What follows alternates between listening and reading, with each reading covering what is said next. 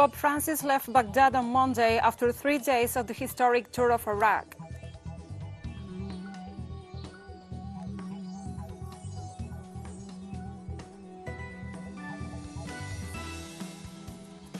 On Monday, Egypt's foreign minister met with his Greek counterpart in Cairo to debate bilateral deals between the two countries.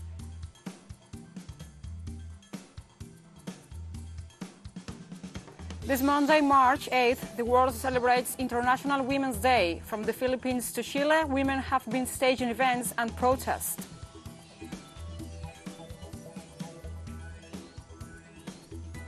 From the headquarters of TeleSUR English in Havana, Cuba, this is From the South. I'm Gladys Quesada. Pope Francis left Baghdad on Monday after 3 days of a historic tour of Iraq that sought to bring hope to the country's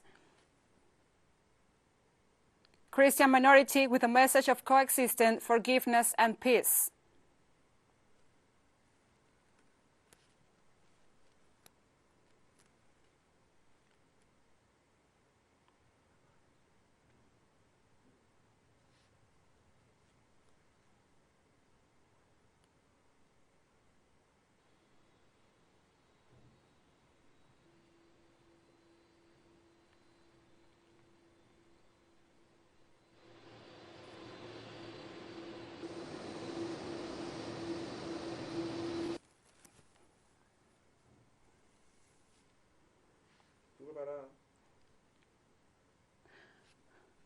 The Pontiff and his traveling delegation were seen off a farewell ceremony at the Baghdad airport, from where he left from Rome following a papal visit that covered 5 provinces across Iraq.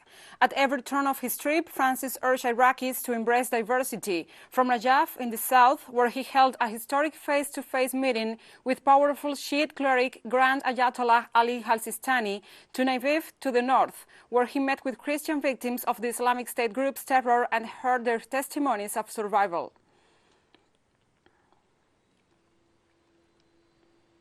At least 4 powerful blasts have hit a military camp in Equatorial Guinea's commercial capital, Bara, killing 20 and injuring hundreds. Local television stations broadcasted footage of wreck and burning buildings, with people, including children, being pulled from the rubble and the wounded lying on a hospital floor. The cause of the blasts are still to be ascertained, but early reports suggest the incident might have started at the camp's armory. More than 500 injured and 15 dead.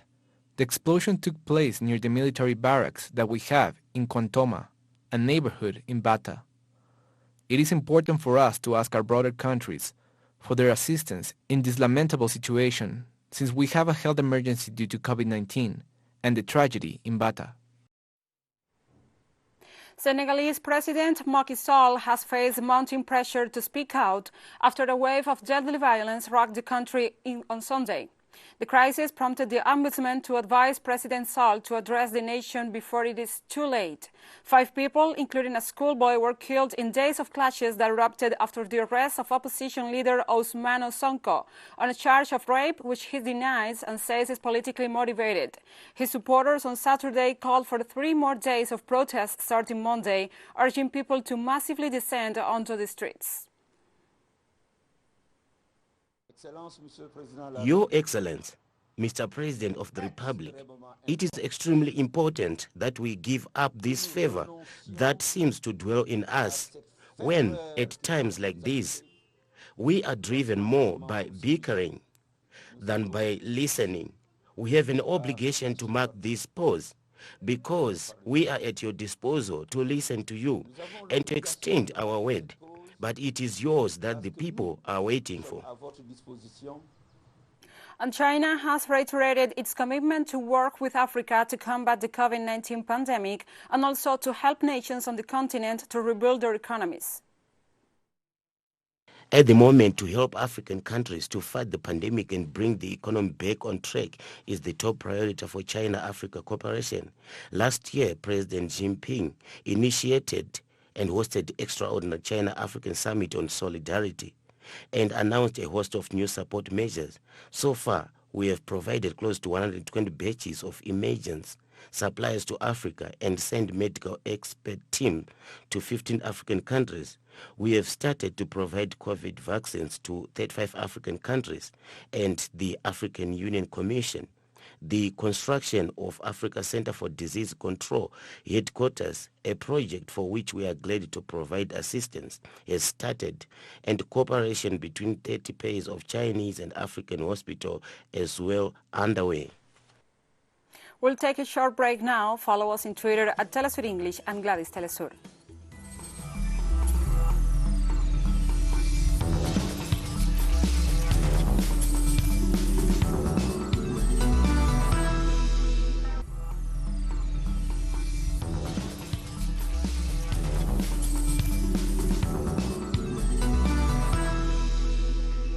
Welcome back to From the South.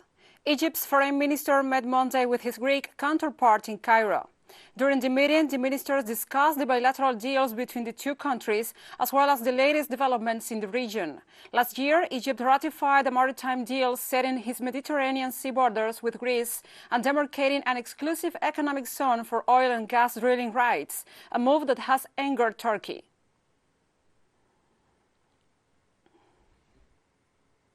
Iran said on Monday that the Yemenis have the right to legitimately defend themselves.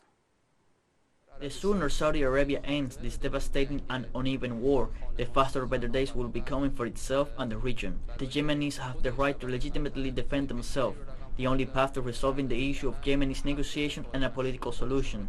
The Yemen's National Salvation Government has stressed this several times too. Saudi Arabia's problem will only be settled through stopping the war against its poorest neighbor. From the very first day of the war, Iran offered a proposal for political resolution of the matter. Today also, Iran is ready to offer the most effective help only if Saudi Arabia gets rid of the illusion of using war to resolve Yemen issue. This Monday, Myanmar riot police bombarded demonstrators protesting against the military takeover with tear gas in the way. The demonstrators used water, blankets and fire extinguishers to avoid the effect of the smoking canisters, but were eventually forced to give ground and disperse. Local sources said 7 people were arrested and 4 injured. The small southern city has seen daily marches against the new military government for weeks, despite sometimes lethal action by security forces with rubber bullets and live ammunition.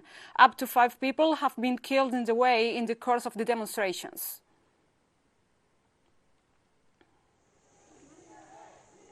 Also on Monday, an armored force from one of the Myanmar's ethnic groups was deployed to protect protesters in the wake of brutal junta crackdown on demonstrations that has left more than 50 people dead. The unit from the Karen National Police Force arrived shortly after dawn to accompany about 2,000 protesters near Mira in Taniwari region, southeastern Myanmar. They carried an assortment of firearms, including assault rifles, as they marched ahead of the column down dusty rural roads. The key NPF are under the control of the Karen National Union, one of the many ethnic organizations in the country that have been fighting for greater autonomy from central government for decades. And the tensions rose in Mandalay on Monday as riot police went into housing areas to clear barricades from streets in Myanmar's second-largest city. Protesters, including monks, gathered but then dispersed after security forces threatened them with slingshots and smoke bombs. Demonstrators have built sandbag barricades in neighborhoods to provide cover and to prevent the rapid movement of police units. While Mandalay's events on Monday were not as violent as in past days, there was deadly violence elsewhere. Police shot dead 2 people in Mitika in Kachin State, northern Myanmar, when they fired into a crowd of mainly young demonstrators. In the capital, Naypyidaw, police used tear gas to break up a protest made up of around 1,000 people. And Indian police have started the deportation process for the Rohingya refugees held in Jammu and Kashmir. The migrants who fled prosecution in Myanmar have been held at a detention center since Saturday. India alleges the Rohingya has links with Muslim fighter groups, claims the community's leaders have been rejected. The tribe has long suffered persecution in their homeland, where they are denied freedom of movement and citizenship. Almost 1 million Rohingya have fled to neighboring Bangladesh and India since 2017.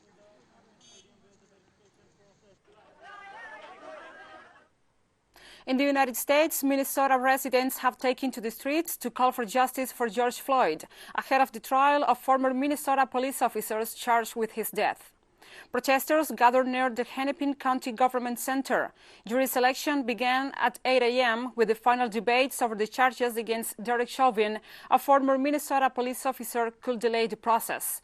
As for pre-trial period, Chauvin is facing second-degree murder and manslaughter charges. George Floyd's death sparked widespread protests in the U.S. and abroad against police brutality and systemic racism after the release of a video showing Chauvin kneeling on Floyd's neck for about 9 minutes. Chauvin's case will feature star attorneys, be held under tight security, and be live-streamed. It will also be watched as a potential marker of change in a country that recently elected his first black vice president, but where police officers historically have often escaped punishment for abusive acts.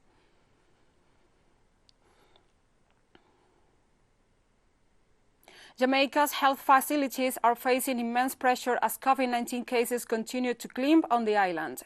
Health Minister Christopher Tufton lamented that over 700 positives were recorded on Saturday, ahead of the arrival of COVID-19 vaccines on Monday.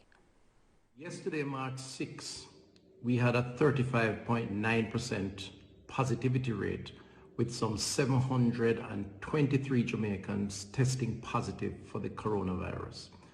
Let that sink in. Let it sink in that that positivity rate means that our hospitals are going to come under pressure, significant pressure. Let it sink in that our public health workers, our nurses, our doctors are going to find it very difficult to cope with those who come in and need medical care. Let it sink in that it means longer waits. It means persons having to suffer for longer periods before they can get a bed, and generally speaking, a health system that is going to experience significant stress and fatigue. And children returned to school in London for the first time in 2 months, with the government beginning to ease coronavirus restrictions across England, and a mass vaccination is underway. The resumption of classroom teaching was the first step on a path which the government hopes will see life return to normal by late June. Prime Minister Boris Johnson agreed that the reopening of schools marks a truly national effort to beat the virus. And while this is only a small relaxation of the rules, the re-establishment will bring joy and relief to families after months of restrictions, since England entered its third lockdown on January 5.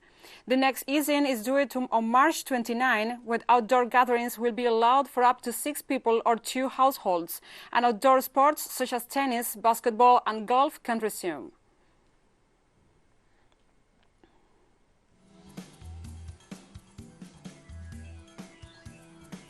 And we'll be right back after this very short break, so don't go away.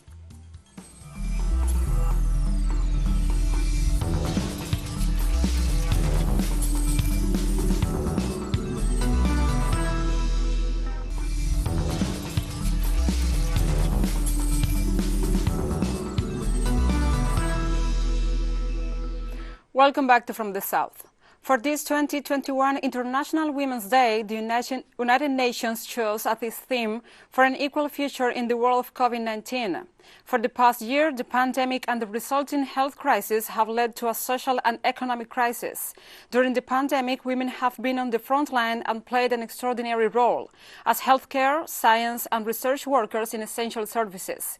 In many cases, women have been exposed to physical and emotional violence.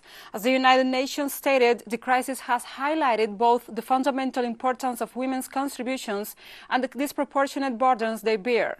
Different leaders have congratulated women's vital and leading role on this day, and some have acknowledged that their governments still owe a debt to women.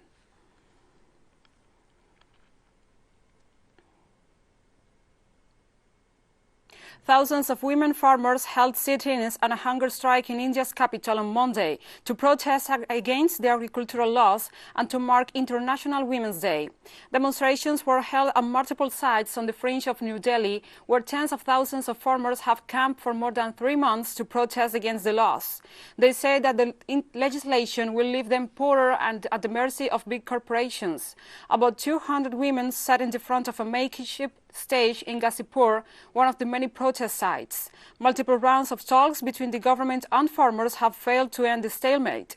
Women have been at the forefront of the protests, which have posed one of the biggest challenges to Modi since he took office in 2014. Since women have started the struggle against their exploitation, against being treated as second-rate citizens of the society, the condition of women continues to be the same and grows worse. We are here to fight for our rights as workers, as kisans, as peasants, as women, as youth, as students, as working women. Hundreds of protesters, mostly women, marched near the presidential palace in Manila on Monday to mark the International Working Women's Day. Nearly 1,000 gathered, holding President Rodrigo Duterte's government accountable for the rise of unemployment, poverty and human rights violations during the pandemic. John Salvador, the Secretary General of General Assembly binding Women for Reforms, Integrity, Equality, Leadership and Action, Gabriela, led Monday's event, said they cannot bear wanton destruction of people's lives and rights.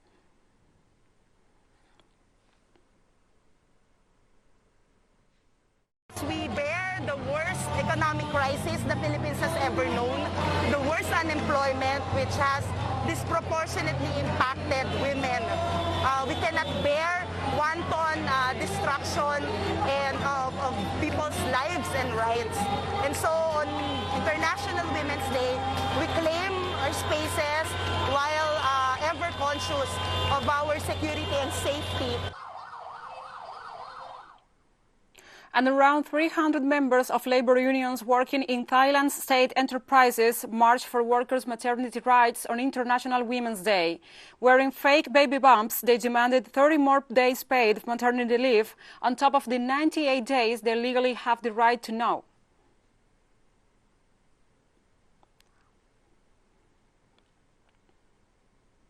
A Chilean feminist collective known for their anthems against gender violence have showcased their latest performance aimed at addressing human rights. The performance by Las Tesis, dubbed Resistance or the Claim of a Collective Right, was presented Sunday at the Santiago Amil International Festival, which continues through March and April. The new performance is a way of claiming the right to a life free from violence, according to a statement on the Santiago Amil International Festival website. In late 2019, Las Tesis performed a piece entitled The Rapist is You, that spoke against violence against women, bringing attention to rapes, abuses, violence and harassment against women in Chile.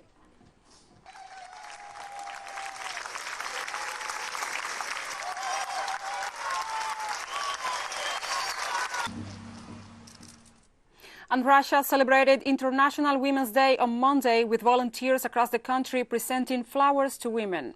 In Moscow, Kremlin riding school students on horseback presented tulips to women, visiting their Soviet-era exhibition of achievements of national economy, the Expo Park. Volunteers offered flowers to medics in Rostov-Don and to passengers at the airport in Yusko-Salanskik. Army officers also congratulated women who participated in World War II with military bands playing outside their residences. Dear women, March 8th is a day when love, admiration and gratitude triumph. These wonderful emotions overwhelm and unite all of us. I would like to convey once again my heartfelt greetings to you on this holiday. I wish you to be healthy, happy and successful in everything, to reach understanding with everyone who is dear to you, and of course, I would like you to have as many reasons for smiling and joy as possible.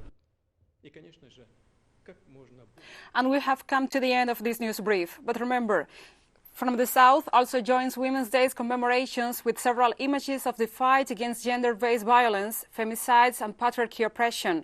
Also remember that you can find these and many other stories on our website at telesurenglish.net. And also, if you feel so inclined, join us on social media, Facebook, Twitter, Instagram and Telegram. For Telesur English, I'm Gladys Quesada. Thank you for watching.